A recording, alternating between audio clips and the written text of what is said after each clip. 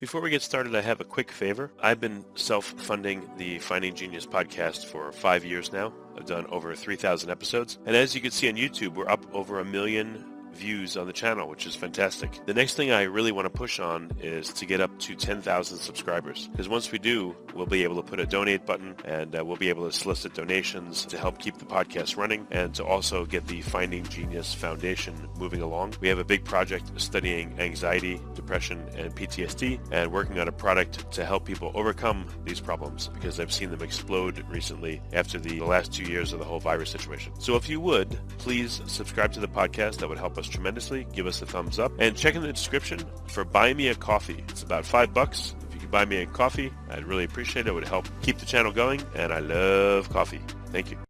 Forget frequently asked questions. Common sense, common knowledge, or Google. How about advice from a real genius? 95% of people in any profession are good enough to be qualified and licensed. 5% go above and beyond. They become very good at what they do, but only 0.1% are real geniuses. Richard Jacobs has made it his life's mission to find them for you. He hunts down and interviews geniuses in every field: sleep science, cancer, stem cells, ketogenic diets, and more. Here come the geniuses. This is the Finding Genius Podcast with Richard Jacobs.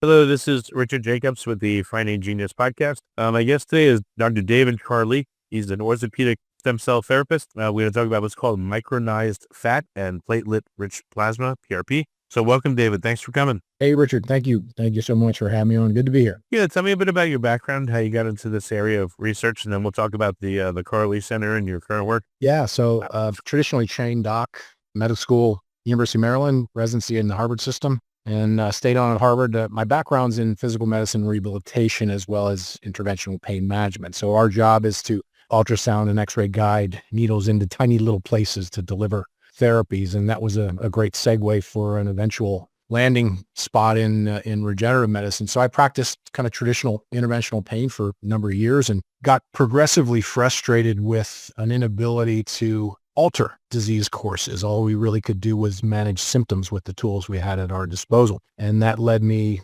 over 15 to 20 years into researching alternative ways to try to achieve non-surgical management of orthopedic problems. And that started in Europe with a number of stints in research and eventually led us into kind of the PRP and autologous cell therapy world. So our space utilizes the patient's own cells. In the U.S., as you know, there are some regulatory limitations to what we can and can't do. So we are an FDA registered and audited company. I started a biotech company to do this. That is a vendor to our clinic. But we like to think we're innovating within the rules. And I know this stem cell space can be kind of a wacky, wild, wild west type of run. And one of the things we've tried to do is to create academic and scientific pockets of legitimacy around those FDA guidelines, what we can and can't do in the United States. And so long story short, that led me into progressively more and more researching, developing these types of therapies, integrating them into my practice. First 20 years at the Stebbins Clinic in Vail, Colorado, which is a very well-known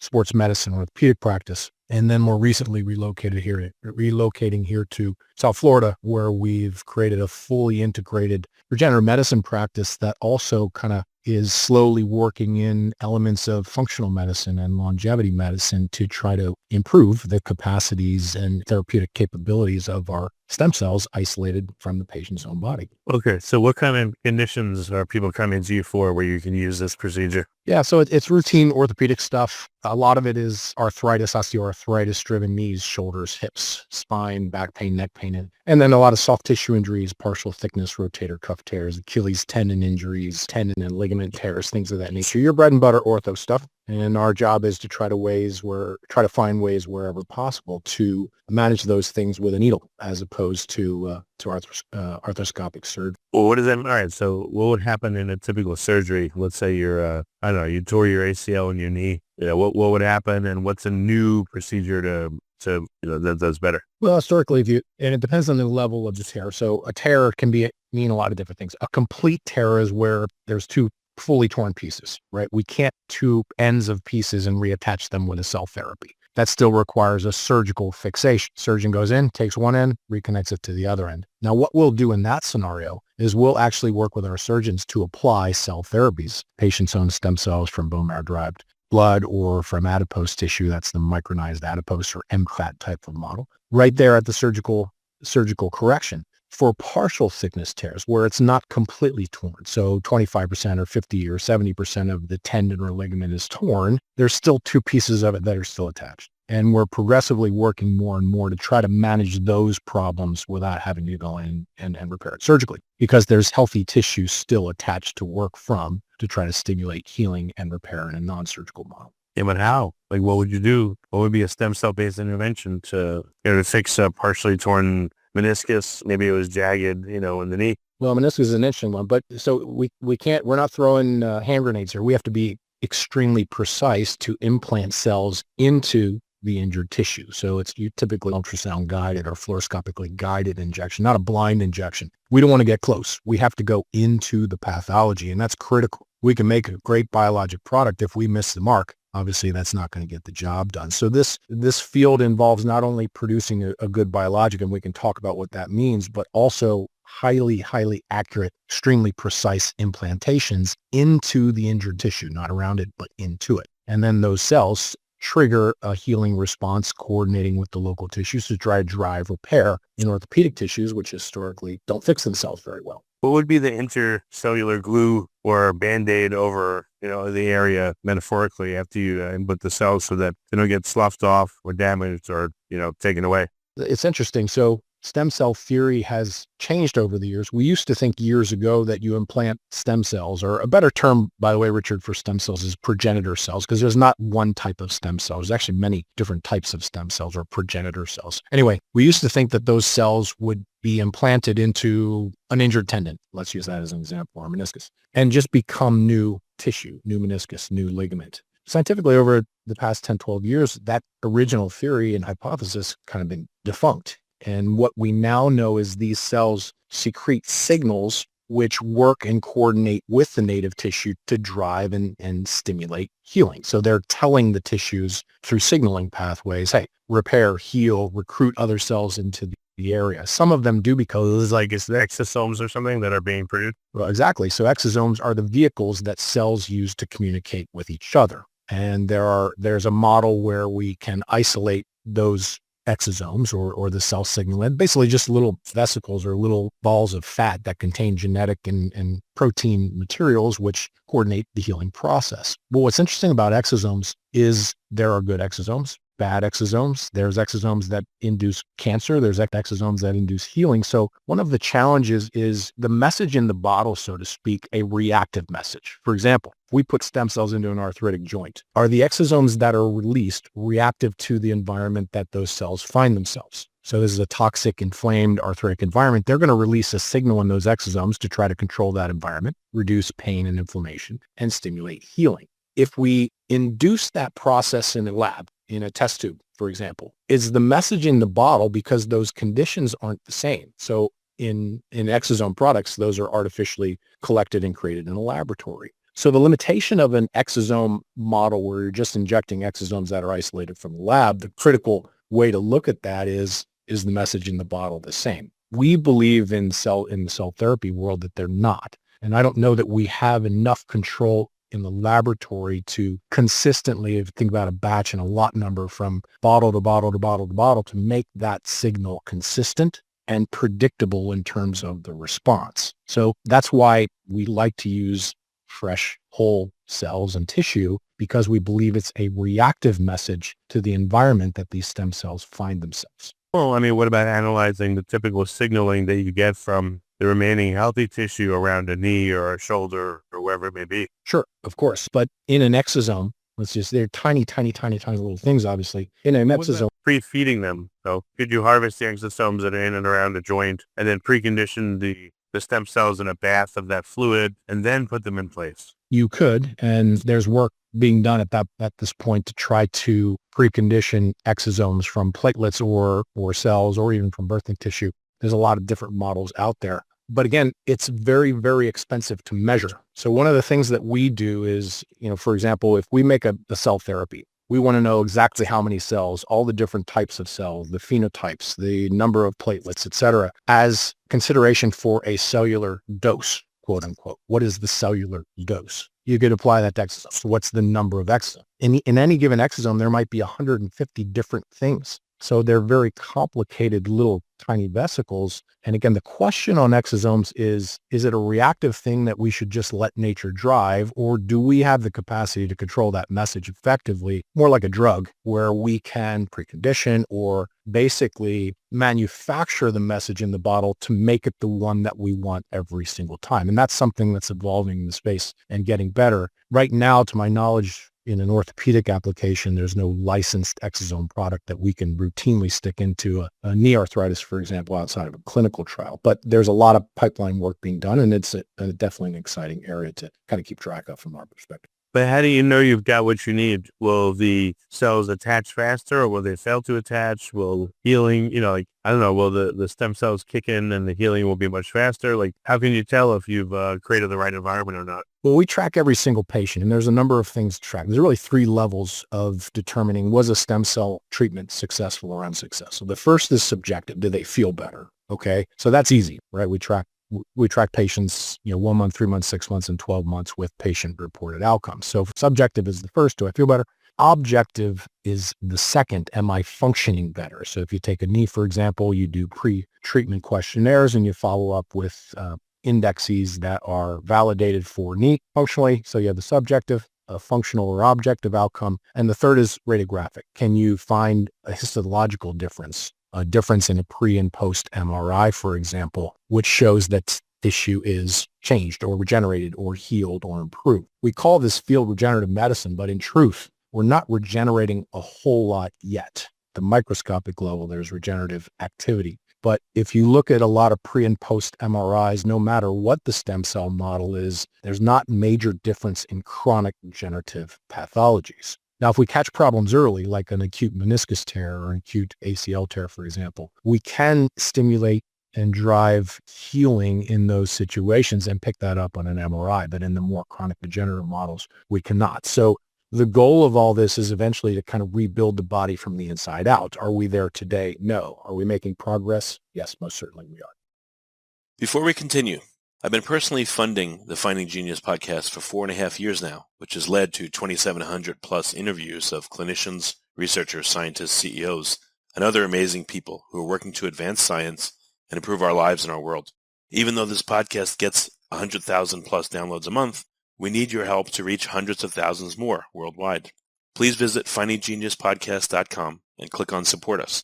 We have 3 levels of membership from $10 to $49 a month, including perks such as the ability to see ahead in our interview calendar and ask questions of upcoming guests, transcripts of podcasts you're interested in, the ability to request specific topics or guests, and more.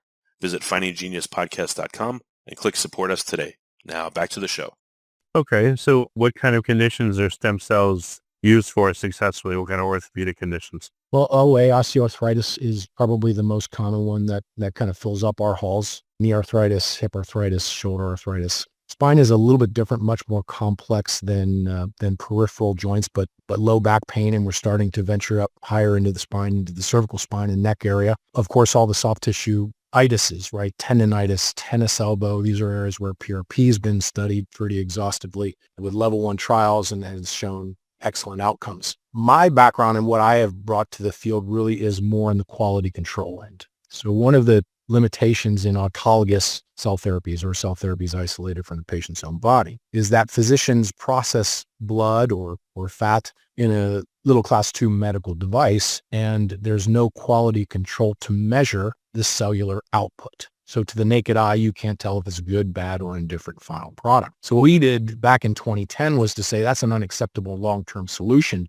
We need to know ahead of time exactly how many cells, platelets, different types of cells, stem cells, etc., are in these products to track them from a cellular dose perspective, dose and response, just like a pharma type of model. So we've brought a pharma approach to cell therapies, and it took a long time to figure that out. Obviously, again, as I mentioned, it's an FDA registered process, but that's the work that we've done in the hopes of not only identifying what's kind of the threshold dose, if you will, to optimize a patient's best potential for a successful outcome, but also to create predictive models. If we can predict the behavior of a stem cell therapy isolated from your bone marrow, for example, that can ultimately drive third-party payer models, building and coding channels. Because every patient that comes in my door asking, when's this going to be covered by insurance? Because these are cash pay expensive procedures. The only way I see to drive that model forward is to create predictions so that we could go to a third-party payer and say, if we apply our predictive model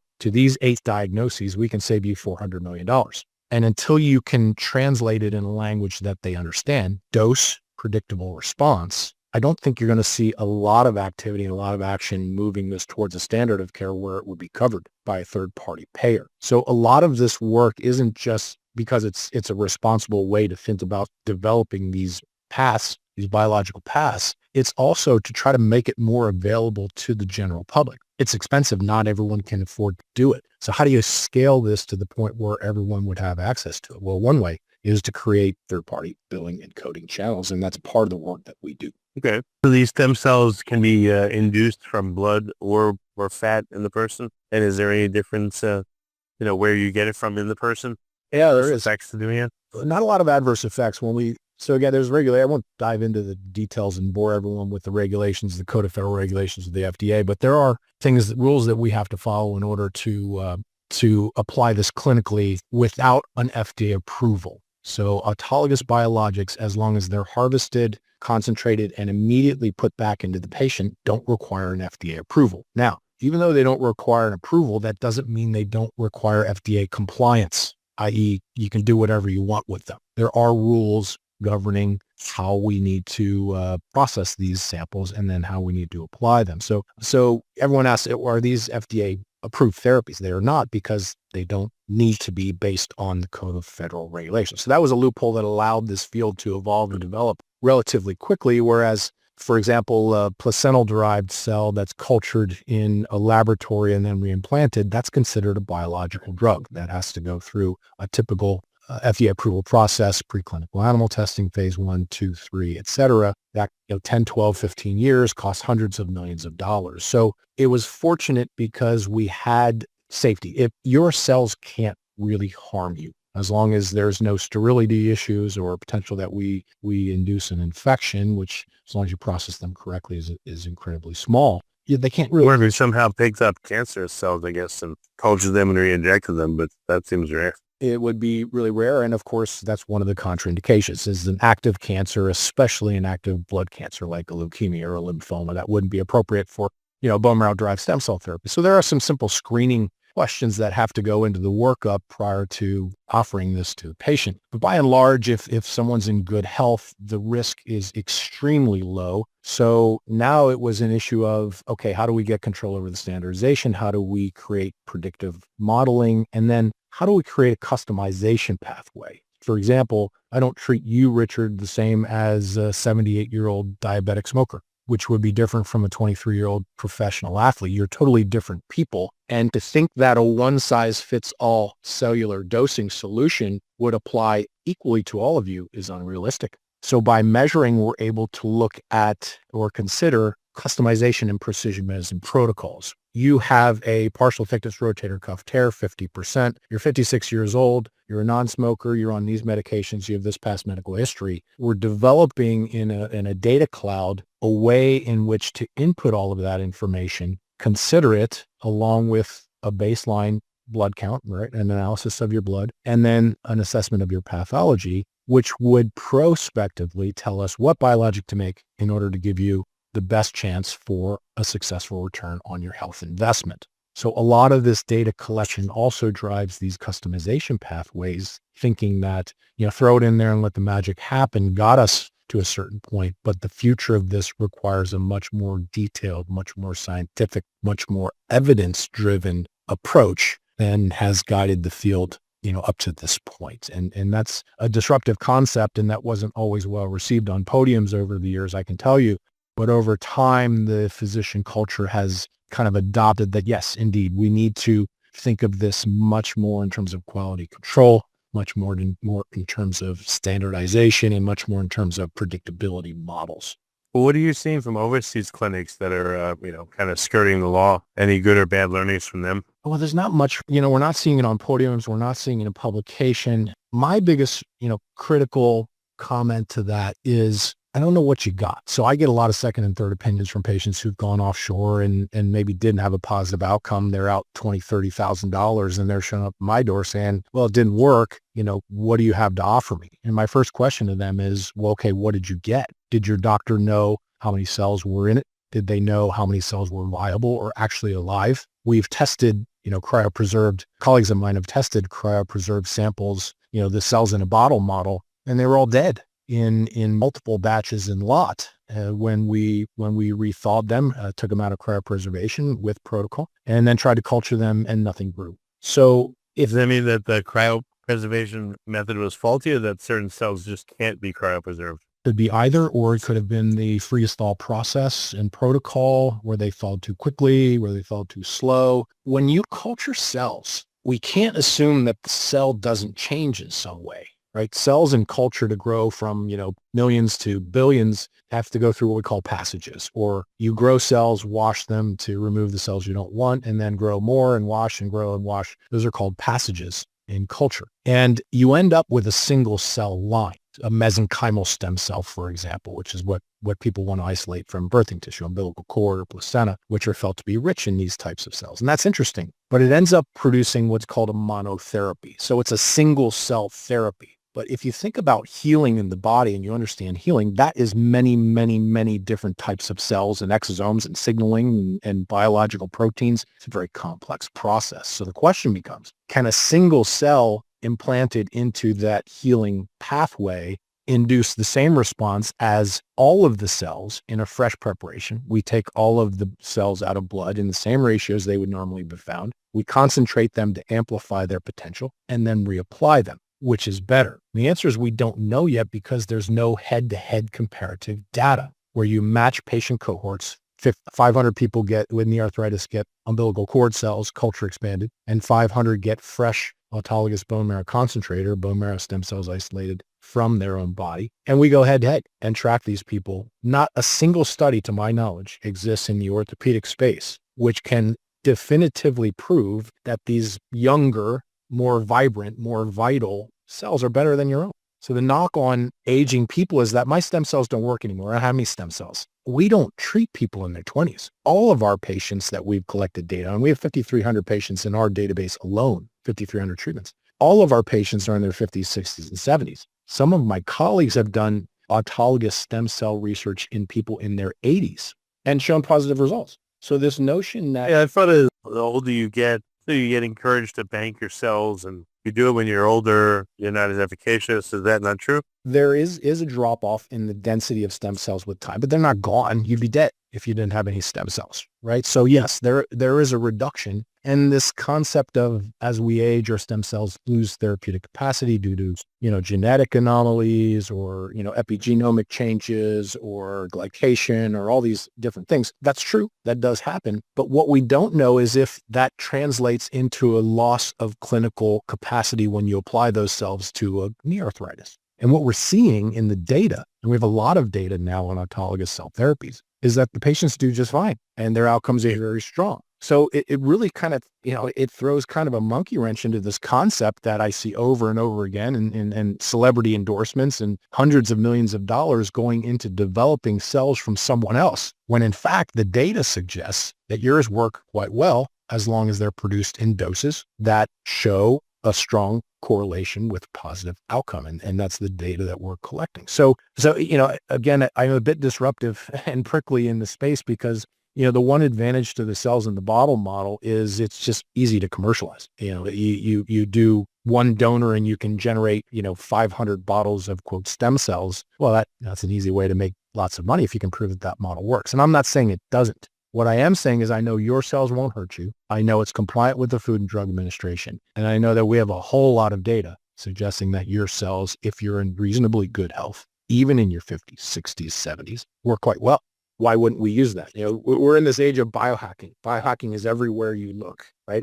At the end of the day, biohacking really is just a push towards improving your cellular health. So we have patients that spend thousands and thousands and thousands of dollars on all these health-oriented biohacking, nutrition, supplementation, hormone optimization, peptides, you name it. They do all of this, and then they choose to take someone else's cells. Why would you do all that work and then abandon your own cells, which you're working so hard to improve for your longevity, for your general health? So we say, well, if you're going to work so hard to improve your cells, well, let's use them. But what are the trade-offs between autologous versus donor? Who's the donor, right? I don't know. But what are the trade-offs? Like if you, I don't know, let's say I'm 65, my knee is really messed up. I've had some surgeries on it, tore the ACL or whatever. Yeah. And I have a chance to either do my own cells where I'm 65 or like some young 25-year-old that has, that's compatible. Here's how I would approach it. I would say, okay, Richard, we've seen, I don't know the number off my top of my head, but we've seen 637 patients with your type of problem at your age and with your, general health.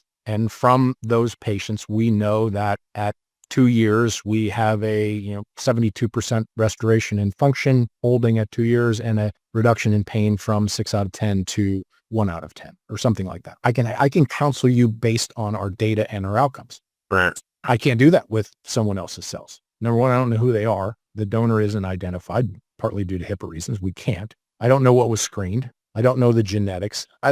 We can always make light of it. So I always say, think of the most annoying person on the planet that you can possibly think of, Richard. How do you know that wasn't your donor? You want to use their cells? Right? How do we know this person, even though the cells are, quote, younger, has good genetics? How do we know they have good epigenetics?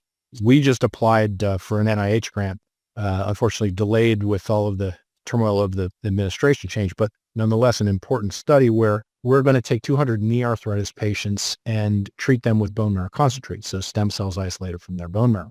And we're going to use complicated flow cytometry to identify all the subpopulations of progenitor cells, but we're also going to measure their entire genome sequence and their epigenome at the time of treatment. And for your listeners who may not know, your genome obviously is your DNA, 3 billion base pairs. We're going to measure all 3 billion. And there's a lot of incredible technology that can do that cost effectively now. And the epigenome, which is the environment in your body which influences gene expression, which is modifiable. So if you have terrible diabetes and you're a smoker and high blood pressure and sickly, your epigenome's not going to be so good. If you're in very good health, your epigenome might be better. Anyway, epigenome influences what genes are expressed and when and how robustly and so forth. So we're measuring not only the genes that you have and the differences from person to person, but also the epigenomic influence on how those genes are expressed in stem cells. And can we use that as a predictor to determine if your stem cells and your genetics and your epigenome will cause success or failure, or we need to alter your protocol based on what we find. So we're diving from the first layer of what we talked about earlier of understanding cell dose to now going deeper into the precision medical pathway where we're actually looking at genomics and epigenomics to help us predict, number one, whether you should do this, and two, what's the likelihood, if you do, of a positive effect, and three, on our end, do we have to make a different biologic product to account for what we find in your genome and epigenome? So you can really run with this. These are living cells, just whether they're yours or someone else's. And we've taken it kind of to the moon and really done. Well, what criteria do you look for to see if the cells are suitable and healthy? Well, for a long time, we tracked viability. Are they even alive? I mentioned earlier that, one of the questions when you get a frozen sample in a bottle and thaw it out, are they still alive? And unless you do an assay prior to putting those cells back into the patient, which no one does at the bedside, you don't know. So you have to assume. So we tracked that for a long time. And when you use a fresh frozen sample, meaning it's taken out of the body, processed, and 30, 40 minutes later, reimplanted back into the patient, the viability is 97, 96, 98%, very, very high. We lose very, very little in that process. So are they still alive is one question. What are the doses or the levels of those cells? That will vary from patient to patient and vary from day to day in patient in terms of their cell counts, especially if you think about peripheral blood for PRP. So we're dynamic organisms. We're different from day to day. So what we do when we get a blood sample, for example, is we measure the baseline, and then we use that to estimate how much blood we need to draw, knowing that this is just a math equation because we want to get to a final dose. And you can use math if you know your baseline to know how much you need to draw to concentrate to a dose that will give you the best chance for success. So we want to know the viability. We want to know the concentration and baseline concentrations of all the different cell types that we apply. And then we want to study those. So We talked about monotherapies. Well, fresh autologous therapies are the complete opposite of that. It's many different types of cells isolated, concentrated, and reapplied. So we have to think about each one as individual variables. We have to think about combinations of them, and we have to think about ratios. This one compared to the dose of another one, plus a different one, plus a third one. And historically, statistically, that was a nightmare. But modern, algorithmic analyses, machine learning, AI, et cetera, common buzz, it really has been a game changer for us to analyze immensely complex data sets, large data sets, and literally scour continuously looking for those positive and negative predictors of the things that will prove success and the things that will prove failure.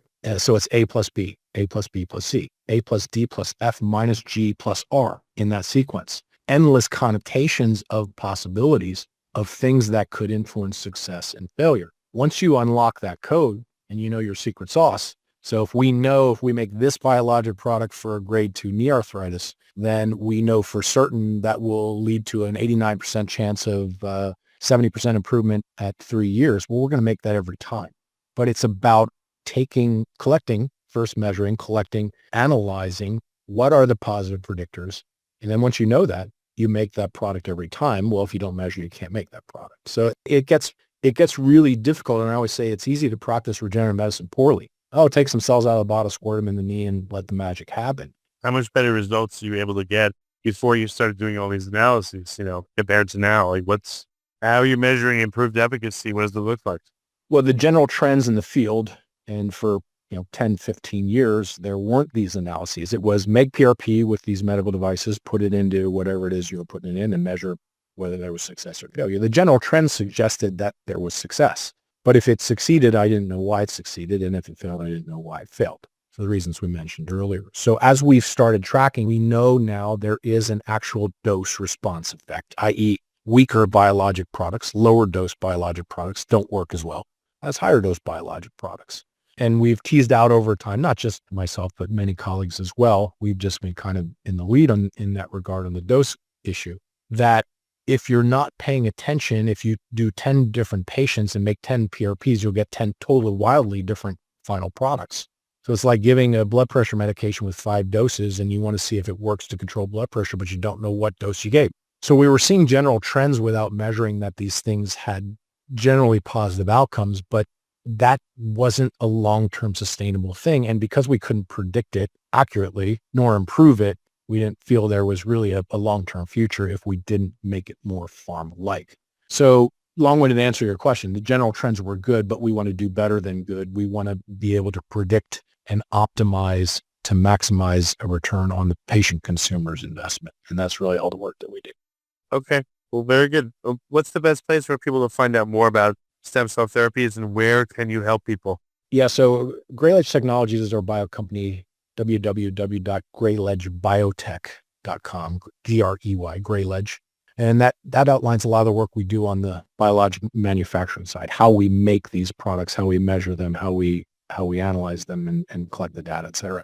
My clinic is KarliCenter.com. Karli is Karli, KarliCenter.com. And that's here in South Florida, just south of downtown Miami. And Greyledge is kind of integrated fully into that clinic, whereby we're treating patients with product made from our biologic and tracking very carefully in a registry type format every single patient data from every single patient that we treat. So greyledgebiotech.com and karlicenter.com really gives you a good feel for the work that we're doing. And there's lots of educational material on there. If you're a consumer interested in this, I highly recommend that you check those out because it helps you to understand what questions you should ask to give you the best chance to find a practitioner who is going to be at a higher level and give you a better chance for a successful return. Well, very good. Well, thank you, David, so much for coming on the podcast. I appreciate it. Thank you, Richard. Appreciate being here. Thanks for having me. If you like this podcast, please click the link in the description to subscribe and review us on iTunes. You've been listening to the Finding Genius podcast with Richard Jacobs. If you like what you hear, be sure to review and subscribe to the Finding Genius podcast on iTunes or wherever you listen to podcasts. And want to be smarter than everybody else? Become a premium member at findinggeniuspodcast.com. This podcast is for information only. No advice of any kind is being given. Any action you take or don't take as a result of listening is your sole responsibility. Consult professionals when advice is needed.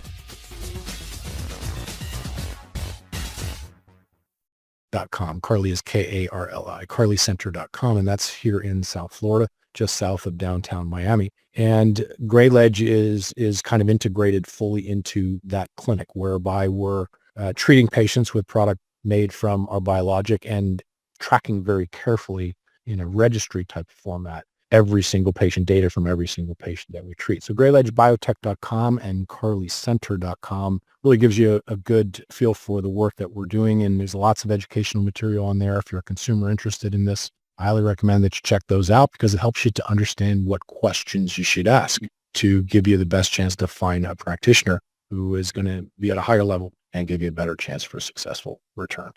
Well, very good. Well, thank you, David, so much for coming on the podcast. I appreciate it. Thank you, Richard. Appreciate being here. Thanks for having me. If you like this podcast, please click the link in the description to subscribe and review us on iTunes. You've been listening to the Finding Genius podcast with Richard Jacobs.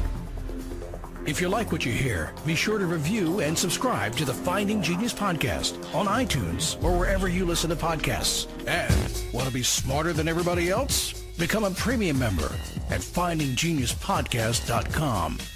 This podcast is for information only. No advice of any kind is being given. Any action you take or don't take as a result of listening is your sole responsibility. Consult professionals when advice is needed. Only. No advice of any kind is being given. Any action you take or don't take as a result of listening is your sole responsibility.